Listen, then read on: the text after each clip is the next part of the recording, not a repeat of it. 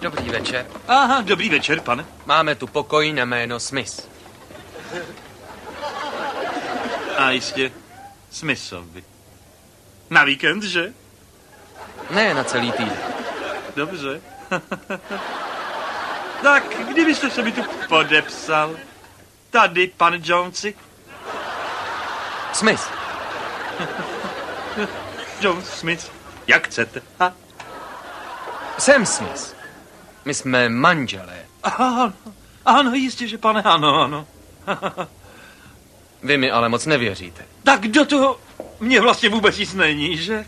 Ne, ale my jsme opravdu manželé. Dobře. Ha. Takže pokoj číslo 102. Hezký víkend. Týden. Celý týden jsme tu na počestné a řádné dovolené, ano?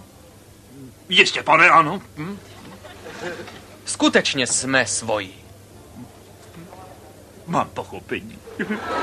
Jak to chápete? Chápete to tak, že jsme manželé, nebo tak, že jen říkám, že jsme? Opravdu, pane? Neříkejte, že chápete, řekněte, že věříte, že jsme odáni. Miláčku. Věřím, že jste manžele.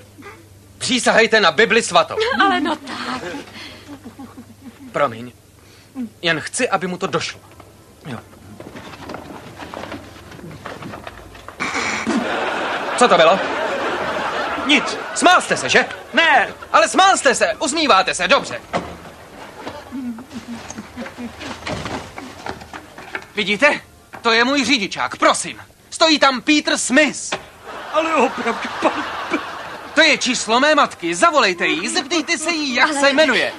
Pítře, no tak přeháníš to. Omlouvám se, ale jen protože se jmenuju Smith, nechci, aby si nějaký blbej recepční myslel, že tu si na nějakém mrousku, mám tě rád, jsi má žena. A já nechci, aby náš vztah špinili čuňácké myšlenky nějakého pingla, který se vyšvih.